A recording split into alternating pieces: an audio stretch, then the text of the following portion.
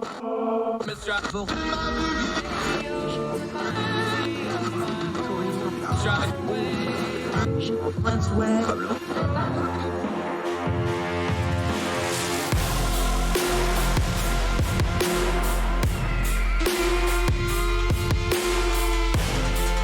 your host, Andrew Donaldson. This is Heard Tell.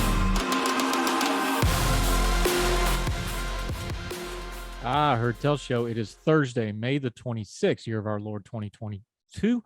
Rolling right along. Glad you're with us. A lot going on. We're going to cover a couple things. We're going to return and touch in on two stories we've been covering. Of course, the horrific Texas school shooting. There's some updates there we need to talk about.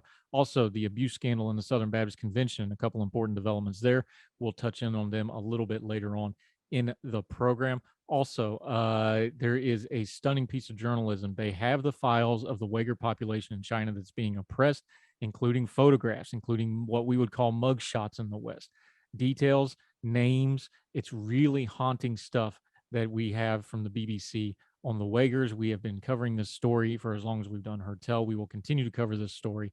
We will get to that in just a little bit. We always try to end on a good note, especially when we have really heavy topics. Our friends over in Nebraska have a neat way of giving to their region. We will cover that in our final segment. Great guest today, good friend Jason Reed. He is the head of PR for Young Voices. He's the lead for Young Voices UK. He does a ton of media and writing over in the UK. We're going to touch in with him. He has a piece out about some legislation that they're pushing in the UK that has things like ID requirements and age limits for the internet. Really kind of disturbing stuff. We will touch in with them. Also, there's been some developments in UK politics, specifically Prime Minister Boris Johnson's Partygate scandal. We got photographs now. Does that change anything? We're going to ask Jason Reed directly about that when he joins us here shortly. Always enjoy talking to my friend. Appreciate him being on the program today. Let's start with some domestic politics, though. We covered the primary season. Governor Brian Kemp in Georgia won handily. This came to my attention by our friend Joe Zemansky, who's been a frequent guest on this program. It's a tweet by Kevin McLaughlin. He's pointing out a Politico piece, and he says this, quote, "Any youngster out there who wants to learn how to run a campaign should give this a read. This is a case study on how the entire ecosystem should work together for a win. Congratulations to the Brian Kemp team." This Politico piece is about how Governor Kemp, when Trump turns against him, racked up an almost 50-point win against David Perdue. Now, let's preface this with a couple things. David Perdue ran a horrible campaign. People were already mad at him because they didn't really want him to run for this office anyway. The stink of the Georgia runoff debacle was all over him. Plus, he changed pretty much everything about himself the last few years to go hardcore Trumpian, which doesn't play well when that's not your natural ecosystem. So David Perdue has plenty of blame to go on here. He also ended his campaign by basically throwing in the towel, reducing his schedule, and then said some comments about Stacey Abrams that a lot of people took to have racial meaning behind them, as I did, because it was just a vile, despicable statement to make. So good riddance to bad rubbish, and he can scare her all back to Sea Island. However, there's also a lesson to be learned here wider. In the Politico piece, they go into great detail. This is well written by Alex Incendant. I'm probably mispronouncing his name. I apologize. But again, this is linked in the show notes. Make sure you read the full piece. Quoting from Politico, when Brian Kemp's top dollar donors huddled in Georgia Governor and his lieutenants at Atlanta's Capital City Club earlier this year, they had reason to worry that his political career was in jeopardy. Former President Donald Trump had spent the previous years savaging the Republican governor for refusing to overturn Georgia's 2020 election results. And when he was bent out ousting the governor from office, recruiting and endorsing Kemp's primary opponent. Few Republicans in recent years have survived Trump's wrath, but the Kemp team reassured the nearly 200 well-heeled contributors in attendance they had a plan. "We're going to go blank scorched earth," Kemp advisor Jay Walker told the group, according to a person with direct knowledge. "When you got your foot on someone's neck, you don't take it off until the race is over or they run out of oxygen." That's strong talk. Kemp doesn't give an inch strategy paid off Tuesday with a lopsided win over former Republican Senator David Perdue, for whom Trump campaigned, appeared in TV ads, and spent millions of his carefully guarded PAC dollars, which Trump doesn't usually spend a lot of money. This was personal for him. Back to the Politico. The underscored the political limits of the former president's relentless grievance campaign over 2020 and the power governors have at their disposal to resist Trump's meddling. It's the third time in 3 weeks Trump has endorsed the losing candidate in a primary for governor. And while Trump and Perdue bet that Kemp's refusal to intervene in 2020 vote count would sink him with Republican voters still angry about Trump's loss, the governor outmaneuvered them by suffocating Perdue's campaign before it could get any traction, according to more than a dozen interviews with strategists, donors, and party officials involved. By the time Perdue launched his campaign in December, he found that Kemp had used the levers of office to rally support of state power players and pass legislation that assuaged pro-Trump voters. Kemp had won the backing of many of Perdue's former longtime advisors, making it difficult for Perdue to build a political operation. And the donors had spent money and months aggressively courting the former senator's biggest donors, leaving Perdue financially devastated and demolishing his plans to establish a big funding super PAC. Even Trump found himself struggling to make inroads. He tried to get the former football star Herschel Walker endorsed by the governor to come out and support Perdue, to no avail. Outside of Trump's endorsement, this was a one-sided fight, said Tony Fabrizio, a Trump pollster who also works for Perdue. It was all Kemp. Moral of the story, there's a lot of rhetoric in these campaigns. You win the campaign, though, by campaigning. These people in this story show you the truth of something that we take for granted in the social media and political commentary realm. The better campaign usually wins. The campaign that did their due diligence, who put in the work, usually wins. You're not just going to get a Trump endorsement in something like the state of Georgia for the governorship and run roughshod over people who actually know what they're doing. This has far-reaching implications for the Trump campaign. They don't think these things through, and especially when it comes to relitigating 2020, the voting public doesn't have an appetite for it. Even Trump's most ardent supporters don't have an appetite for it. And now we got the data for it, but Trump is still obsessed over it. If Trump wants to run for president again, he better decide whether he wants to relitigate 2020 or he wants to run on a platform for 2024. The latter might have a little bit of leeway for him to do something with. The former is a dead end because nobody has an appetite for it. You have to run a campaign on the ground. You have to put the work in. And this will be a lesson going forward for Donald Trump if he decides to try to run again. All those people that served on that winning 2016 campaign, they're no longer with Donald Trump. I'm talking about the people that actually planned the thing out, the people that know what they're doing, the people that know how to run a presidential campaign. They're all gone. They're not going to be involved in any future endeavors with Donald Trump. He's going to be left with the sycophants and the hangers-on and whoever he can get to join him. This is an example that you need people who actually know how to run a campaign. Just the name isn't enough, especially a name that's gone through 6-7 years of the ringer, which will be where Donald Trump is if he tries to run for president again. The Trump name was not enough to even get rid of Raffensperger for the Secretary of State gig, somebody he purposely pointed out and wanted removed, and who wound up winning rather easily and avoiding a runoff in the process of doing it. There's lessons here for Team Trump. If there's going to be any value of that brand in the future, they're going to have to change course, because this course leads to being losers. That's something Donald Trump has been very public about, that he never wants to be. That's why he never claims accountability for anything. Something to keep in mind going forward. You know, these lessons are not hard and set in stone as what's going to come up in the future. But if Donald Trump continues to be Donald Trump, this is something you're going to see again and again as these primaries play out and as he considers his own future in electoral politics. More Heard Tell right after this.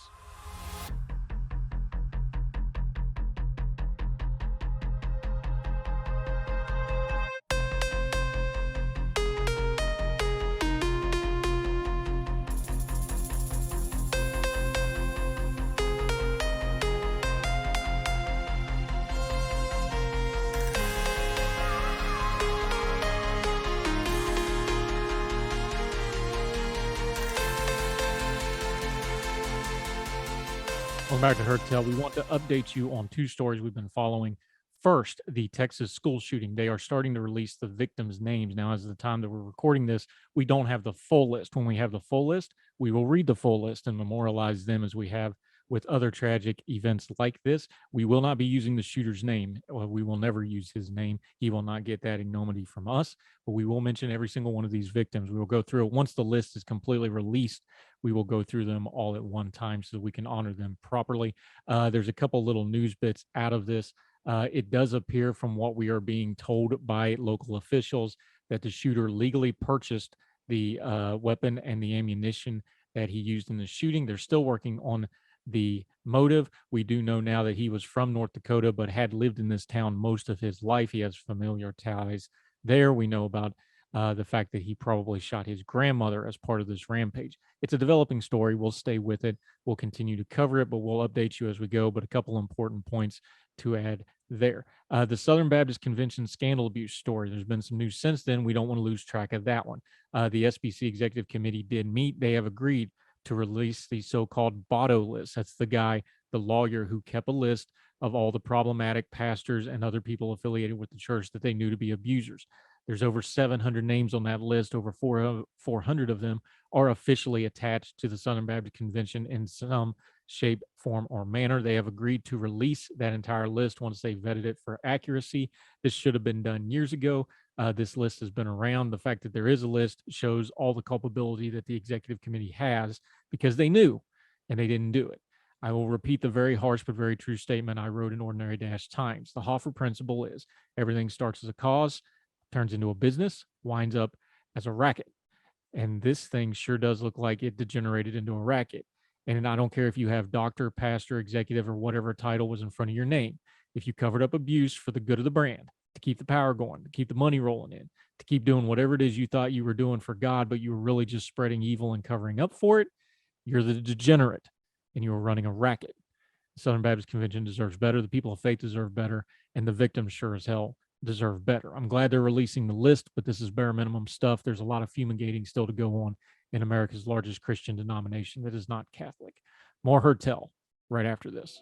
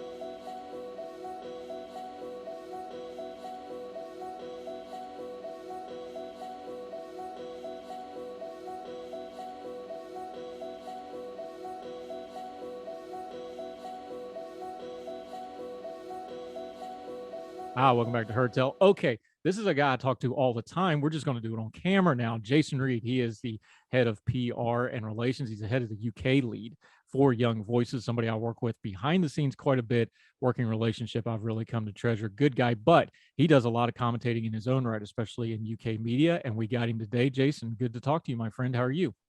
Good to speak to you, Andrew. I'm doing great, thanks. How are you doing? Yeah, been a while since we've had you on the program. We've had a lot of our other UK friends on. It's good to have you back. Let's start with something that's very different between the US and the UK. Free speech, definitely a topic of interest in the UK right now. You have very different laws. You have the same problem, though, that you feel like, and a lot of people in America feel like, free speech is somewhat under assault. You've been writing about this. This is starting to really play out in the digital and online realm over there with some proposed regulation and rulemaking, isn't it? That's right. We have in a senior position in government, a woman called Nadine Dorries. Her title, which is quite grandiose, is the Secretary of State for the Department of Culture, Media and Sport. And she is in charge effectively of regulating the internet as far as the UK government goes. And she has put forward a piece of legislation called the Online Safety Bill, which, depending on your perspective, is either world leading in terms of putting the UK at the forefront of regulation when it comes to tech companies, or it's going to put us behind everybody else because we are going to be regulating the internet much, much more harshly than everyone else. It's going to do all kinds of things to undermine innovation, investment, to undermine free speech. As you were saying, it's an amazing behemoth of a bill that contains all kinds of different avenues, all kinds of different aspects, targeting various different parts of the ways that tech companies operate. And I think that a lot has been said in the UK and in the US, indeed, about the civil liberties angle, about the problems with trying to put tech companies in a box and trying to treat them as publishers and hold them accountable for everything that's said online. And we also have this very worrying age verification mandate. Well, the government denies that it's a mandate, but in practice it very much is, which would effectively put an 18 plus lock on the door of any website that the government considers to be adult only. And I think this is a terrible, terrible proposal that has all kinds of problems, which we will only learn about once it's actually been put into law. Yeah, hold on to that age thought for just a second. We're going to come back to it. But the way they're going to get to the age restriction on this is, and the way you wrote about it in politics.co.uk, we're linking to it in the show notes. Please go read this full piece. Is you say, and I'm quoting you here, it's an essentially tantamount to creating an online ID card for every adult in the UK. Is it really that simple? Are they going to try to identify every single adult using the internet in the UK with this kind of a proposal? Well, this is exactly the problem, is it really is that simple a solution to such a complex issue. There's been a lot of discussion in this country, and I know around the world as well, about anonymity online and the problems with anonymous abuse online. And so the rather as a clumsy approach that the government has come up with, this sledgehammer to a nut solution, is, well, let's just mandate that everyone who goes online has to prove who they are and has to prove that they're an adult in order to access certain parts of the internet, so we can hold everyone accountable much more easily. And so it will effectively, as I wrote in the piece, it will lead to mandatory online identification for everyone in the UK who wants to dare to use the internet. And of course, that is a very, very lofty goal. It's very hard to see how that will actually be enforceable. Are you really going to mandate that someone creating a Twitter account or someone registering to use any website has to provide ID? It does seem like it will create a sub-internet just for the UK, that we don't have access to a lot of the internet that the rest of the world does, because we've got all these very bizarre and very, very harsh interventions and rules governing the ways that we can interact with these different websites. It's a very, very simple solution that doesn't address any of the many problems. A lot of this discussion came about after the very tragic incident in which an MP called David Amos was murdered in his constituency office a few months ago. Now that was awful, and that person who committed that atrocity has been, of course, put on trial and put behind bars for a very long time. But bizarrely, that led to a lot of MPs talking about online abuse, and there were a group of MPs who actually tried to push the online ID card law under the name David's Law, named after the late Member of Parliament, somehow suggesting or implying that if we could crack down on online abuse using an online ID system, that there would have been less danger of this MP being killed. Now, I don't see the link there. I think it's a red herring. I think a lot of people who are concerned about free speech online and about basic civil liberties are very, very unhappy about this link being drawn between a real tragedy and the issue of violent crime and abuse online, which is you can't tackle those things in the same way, but the government doesn't seem to realize that. Yeah, we have a joke here in America that any law that has a name attached on it is probably hiding some really bad policy once you get into the nitty-gritty of it. I don't know if that applies in the UK.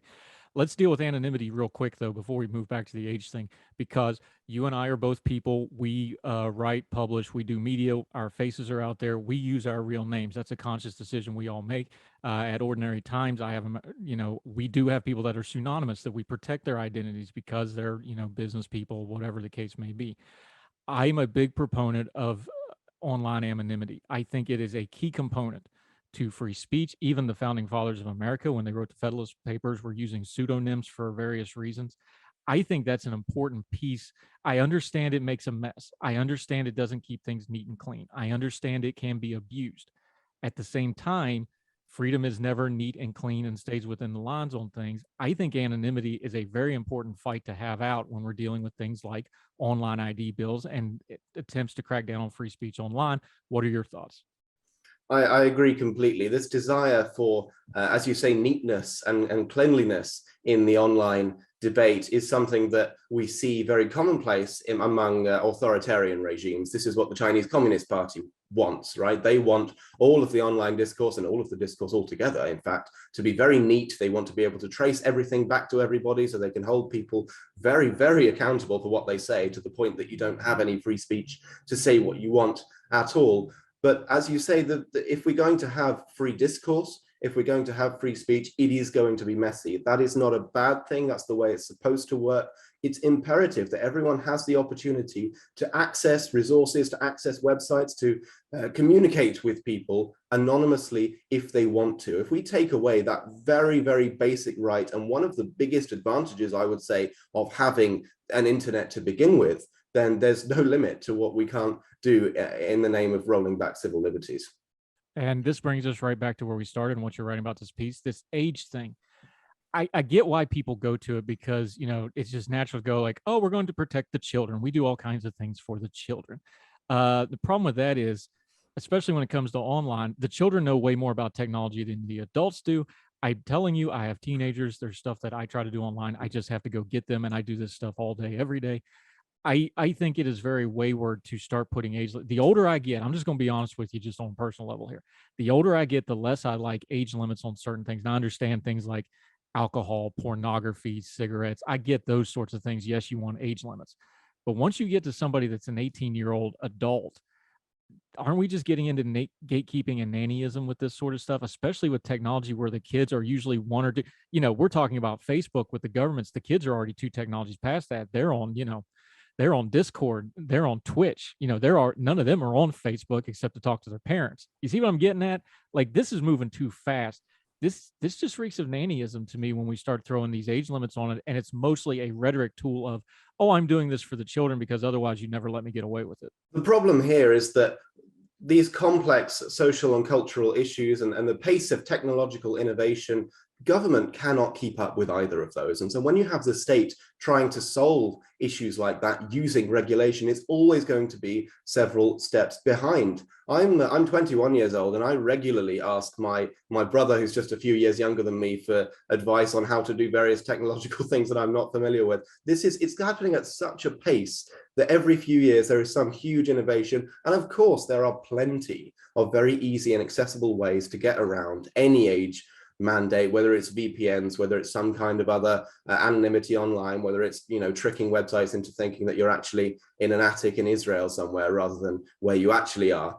And so these kinds of cack-handed measures to just slap age mandates on things never ever work, because the government is not in a position, even if it wants to, even if it's really committed, it's not in a position to regulate our interaction with the internet in that way. And there are even more, that's on a very base level, there are even more complex and detailed proposals, issues with this proposal, sorry, that come out once you dig a little bit into the detail. There was some interesting research done by the Adam Smith Institute, which is a free market think tank here in the UK. When this proposal last came around, which was when it was floated by Prime Minister Theresa May a few years ago and was nicknamed the Porn Laws, after the Corn Laws. And so they uncovered the fact that MindGeek is a name of the company that would be providing a lot of these age verification services. And MindGeek, by pure coincidence, also happens to own a number of pornography sites, including, I think, RedTube and possibly one other.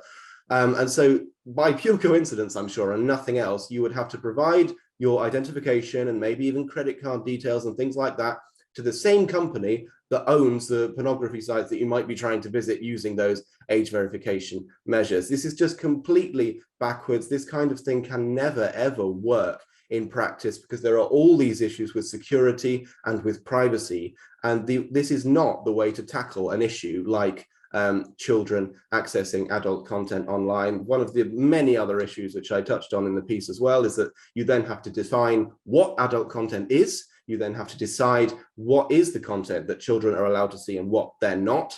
And the way that it's defined in the Online Safety Bill by the UK government is very, very worrying, because they use quote, psychologically harmful content, but they don't really explain what psychologically harmful content is. And so it seems like they're not just going to ban, a few porn sites and leave it at that. It seems like they are giving themselves the power to ban almost everything except for a few extremely colorful and child-friendly websites if they want to, and to restrict access to those unless you hand over your details. So this was never about children to begin with. This is about the nanny state. It's about power. It's about putting in place barriers for ordinary people doing ordinary things like browsing the internet. Yeah, and you mentioned Jason Reed joining us. You mentioned communist China a minute ago. They have openly complained about the fact that they can't enforce their internet laws on children because they keep going past their bans on like hours of usage. They're only allowed to game during certain times. They were stealing their grandparents' logins. If the evil Chinese Communist Party regime, which can control just about every aspect of life, especially online, can enforce this stuff, there's no way a decently open and free society like Britain is going to be able to do this, is there?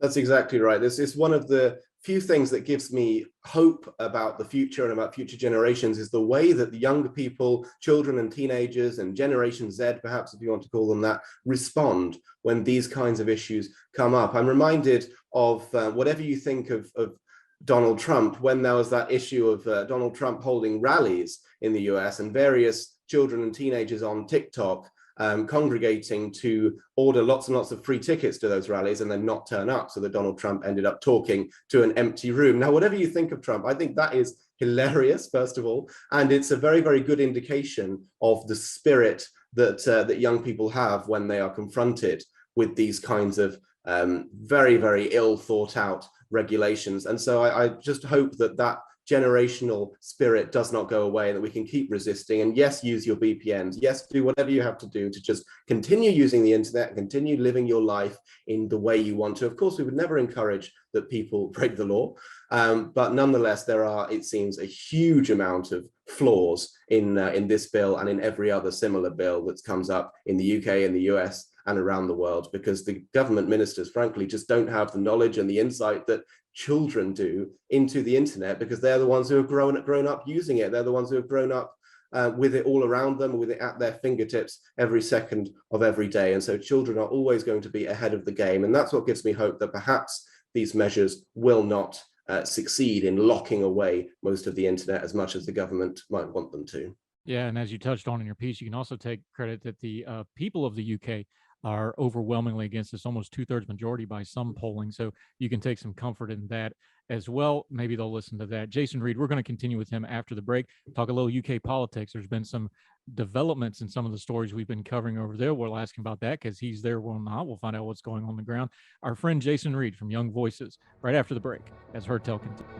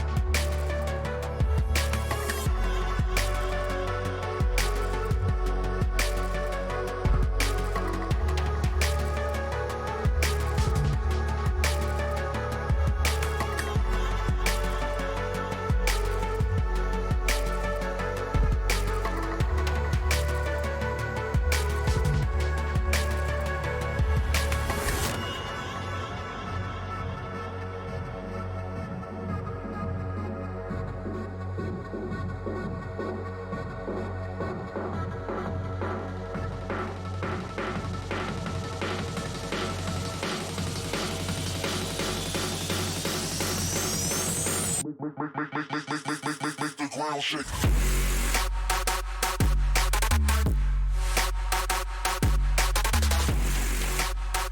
Welcome back to Heard Tell. Okay, since he's in the UK, I've got to ask him about it because we've been covering it. Jason Reed joining us, UK Young Voices. We know that we live in a media age. We know that imagery changes things. We know the Partygate scandal with Boris Johnson. We knew the various sessions of prime minister questions. He's done a lot of tap dancing around these issues. Now we kind of knew what was probably inevitably going to happen. We've got a photo of him actually partying. How much is that going to change this story? Does it change the narrative? Does it refire it up? Does it put more pressure on the prime minister? Now that we got the visual, this is the age we live in, it changes things. What's this going to do to this story now? I'm afraid it won't make a huge amount of difference. It feels like the Partygate story has been going for a long, long time. And I feel for the first time relatively confident today in saying, I think this is the last development we will see. The Metropolitan Police investigation has concluded. Sue Gray, the civil servant who was charged with investigating the political aspect of whether Boris Johnson broke the rules or broke the ministerial code, that has concluded as well. She has this morning published her report in full. It seems that there is nowhere near enough appetite within the Conservative Party to remove Boris Johnson over this, to trigger some kind of vote of no confidence in his leadership. We've had all the evidence, we've had all the photos released, and so I now think that today is the day when Boris Johnson starts fighting back. And I don't say that with any glee or delight in my voice. I said many times when the Partygate scandal first emerged that he should have resigned, and he really should have done. He's the first prime minister ever to have been served a fixed penalty notice, fined by the police while in office. That's never happened before. And just a question of honor and honesty and integrity, he should have gone a long time ago. However, I am not at all of the belief that that actually will happen. I think it's highly likely that he will lead the Conservatives into the next general election, which will happen either next year or in 2024, and that they will probably win that as well. As far as Partygate goes, there's been some new details that have emerged today because Sue Gray has published her report. As you said, some photos have come out showing various events that we'd heard about before, but we were lacking some details. There are several aspects which seems to contradict some of what Boris Johnson said, like there was one particular leaving do at which a couple of senior members of Downing Street staff were leaving, and they held some kind of small gathering to see them off. And Boris Johnson seemed to imply that it was a very quick, toast of a drink and then leaving. But in actual fact, the photos show that there was quite a substantial spread of food. There was various drinks. There were lots of people in attendance. There are many, many holes you can pick in what he has said. The point of contention is whether he actually lied to Parliament, because if he did lie to Parliament, that is an offence where you have to resign. And if it was clear that he resigned to Parliament, it's almost certain that he would be kicked out by his own party. But because of the way he talks, because he's, for want of a better word, he's kind of slimy in the way that he dodges issues, he has been able to get around it, even though very clearly he has been trying to shift the blame onto other people, shift the focus away from himself throughout this scandal, even when it was very clear that he was very much part of what was going on and very much in the know when those rules were being broken. Sometimes we overthink politics. We get into all the nitty gritty and the 3D chess of it and all that. How much of this story is just fatigue? There's a whole lot of other stuff going on. And we've talked about it before with our UK contributors over and over again. There's no real clear-cut successor in the Conservative Party that would be ready to step forward. How much of this is just kind of inertia of those factors of there's story fatigue, there's a lot of other things going on in the world, people are trying to move on from this story, and there's nobody to really step up and take Boris Johnson's place. So just practically speaking, taking him out at this point would be problematic for the party. Is it a lot more of that stuff, and we're just putting some of the more political stuff on top of it, trying to make more of it than what it probably was? Well, there is definitely a lot of political fatigue around Partygate. It's been clear, I think, for some time. In fact, I would say it's been clear since almost the beginning that this was not going to be a big enough scandal to force him out of office, because people are tired of hearing about it. And shortly after the scandal first broke, we then had other very significant developments, like, for example, Russia invading Ukraine. And since then, we've had the cost of living crisis in the UK that has really taken hold, and lots of questions being asked about that. And it really puts into perspective how important, or perhaps unimportant, it is to have detailed discussions about whether or not the Prime Minister ate some birthday cake in his office, or whether he had drinks in the Downing Street garden one day 2 years ago. So there is a lot of fatigue around it. And that's why I think it's clear now that the story will go away, because up to now, it's always been waiting for the next thing, whether it's waiting for the Metropolitan Police to publish their findings, or whether waiting for Sue Gray to publish her findings, and so on. Now there is nothing left to wait for, as far as I can see. And so the scandal is over. I'm not convinced, however, about this argument of Boris Johnson staying in post only because there isn't someone clear to replace him. When Theresa May resigned in 2019, Boris Johnson was seen by many as the clear successor, and he won that leadership contest by a landslide. But there aren't many occasions before that. I can think certainly of David Cameron, the Prime Minister before that, where there had to be a very clear successor for it to be considered possible for the Prime Minister to resign or to be forced out of office. I think there are plenty of contenders. Rishi Sunak, the Chancellor, has seen his polling ratings tumble a little bit recently, but there's Liz Truss, the Foreign Secretary, who is very, very popular in the Conservative Party. We have various other senior cabinet ministers. There's a huge amount of talent in the Conservative Party. There would be no problem at all. There would be no shortage of candidates if Boris Johnson were to resign tomorrow. The problem is that he is, as some people say, Teflon Boris. Nothing sticks to him. None of these scandals can bring him down. And of course, it's in very recent memory that he delivered Brexit, and he secured that 80-seat huge majority in Parliament for the Conservative Party back in 2019. He is still seen as an election winner. He is still seen as someone who people in the red wall of former Labour heartlands like and will vote for. And so I don't think there is any chance, I don't think there's any appetite to get rid of him before the next election. Yeah, he's going to be an interesting case study when we get like 5 or 10 years away from his premiership and look back on it, because he's one of those guys. You call it Teflon. Back during the Obama administration, we call it the stray vulture series. There's just so much going on.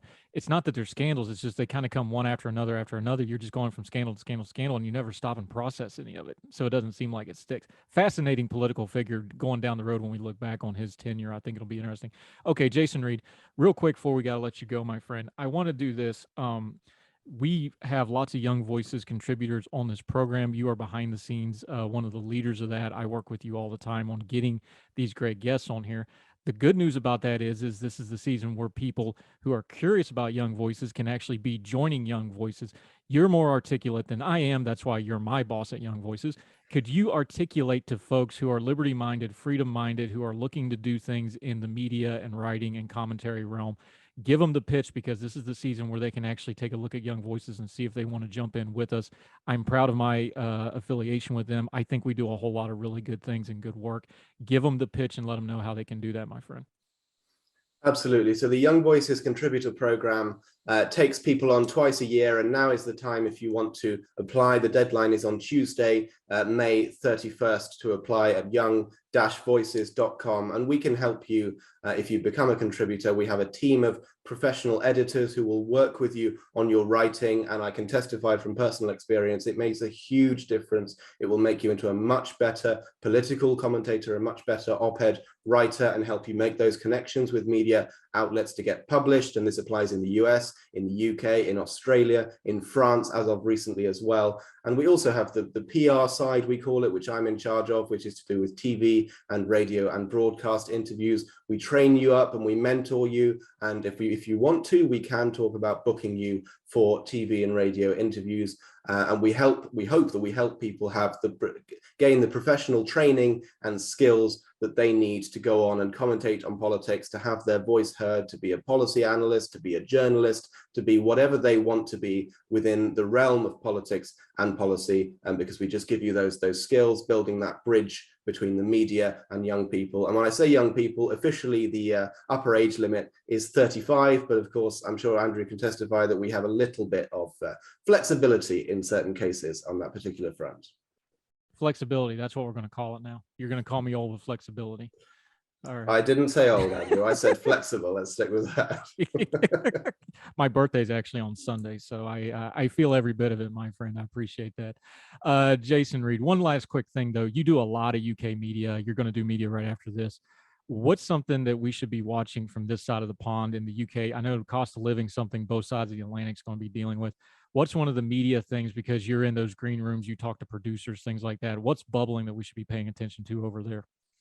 Well, this is a very interesting time in the UK media, and a lot of that discourse revolves around how much the UK media should or shouldn't be like American media. In fact, we've had 2 new television channels launch, national ones, in the last year, one GB News and one Talk TV, which is owned by the same company that runs Fox News. And there's a lot of discussion about whether either of them could or should or will soon be the British version of Fox News, and this kind of talking, down the camera in a very opinionated, often right of center way. So I would suggest keeping an eye on those two outlets in particular. It's a very, very interesting development that is going on. I think it's a good thing. I think we don't have enough. We didn't have enough variety in terms of TV, news and opinion and politics for people to choose from. And so more is better, and the free market will decide who succeeds. And I think there's a lot of space for new voices to come through. But that is something that I think is really, really interesting to keep an eye on, is how those two channels compete and develop, and how they shape the output of the bigger and more established channels like the BBC and like Sky News. Yeah, and we appreciate seeing you on there. We appreciate you getting the young voices out on there. I pitch young voices because one simple thing: the people are outstanding. Every single one of them. It's amazing for the several years I've been with them. Jason Reed, always enjoyed talking to you. It's good to do it on camera. Let's do it again soon, my friend. Thanks so much, Andrew. It's great to talk to you as well. Yes, sir. Thank you.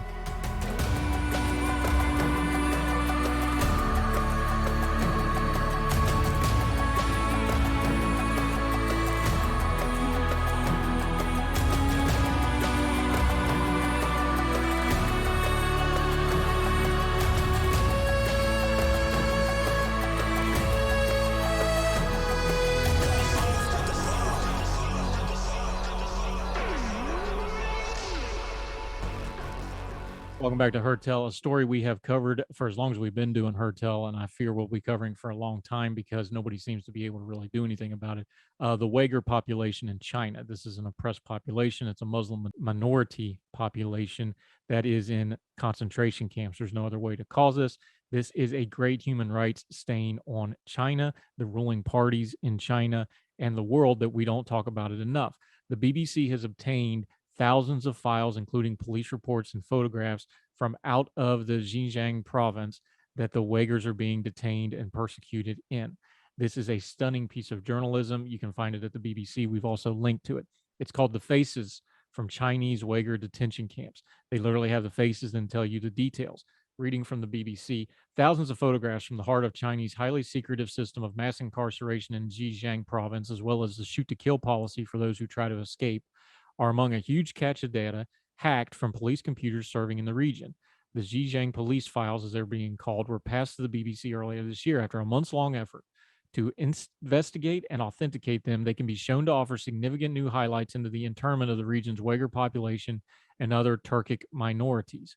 Their publication coincides with the recent arrival in China of the United Nations Human Rights Commissioner, Michelle Blanchett, who, for the controversial visit to Xinjiang, with critics concerned that her itinerary will be under the tight control of the government. Let's be adults here. It is. They're not going to let her see anything.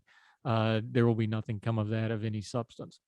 The cache reveals in unprecedented detail, reading from the BBC here, China's use of re-education camps and former prisons as two separate but related systems of mass detention of the Uyghurs, and seriously calls into question its well-honed public narrative about both. The government's claim that the re-education camps built across Xinjiang since 2017 are nothing more than schools is contradicted by internal police instructions, guarding rosters, and the never-before-seen images of the detainees. These are like mug shots, if you are familiar. And its widespread use of the terrorism charges under which many of the thousands were swept into formal prisons is exposed as the pretext for the parallel method of internment, with police spreadsheets full of arbitrary, draconian sentences. The documents provide some of the strongest evidence to date for a policy targeting almost any expression of Uyghur identity, culture, or Islamic faith, and of a chain of command running all the way to the Chinese leader, Xi Jinping. The hacked files contain more than 5,000 police photographs of Uyghurs taken between January and July of 2018. Using at least 2,884 of them can be shown to have been detained. As for those listed as being in re-education camps, there are signs that they are not willing, quote-unquote, students. China has long claimed them to be. It then goes on to list these people. You need to see these pictures. Some of them you can actually see the police right off camera with batons, making them sit for these photographs. This is stuff right out of things like the Holocaust, where you see those things from like the Auschwitz Twitter handle where they show and then tell the stories. This is genocide in real time. This is a grave human rights violation. And those of us that have freedom and freedom of speech, freedom of press, and platforms to do so should not allow China and their economic might to buy our silence. We must not let them. We will be judged harshly. And the untold number of Uyghurs suffering under this need us to be their voice until they have a better situation free of the oppression of the Chinese Communist Party, which is interning them and God knows what else. More Heard Tell right after this.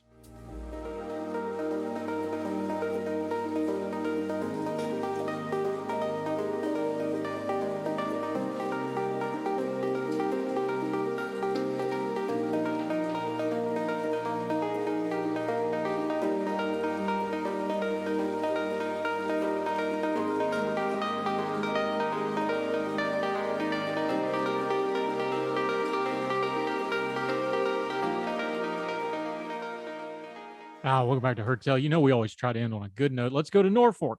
No, not that one. The other one, Norfolk, Nebraska.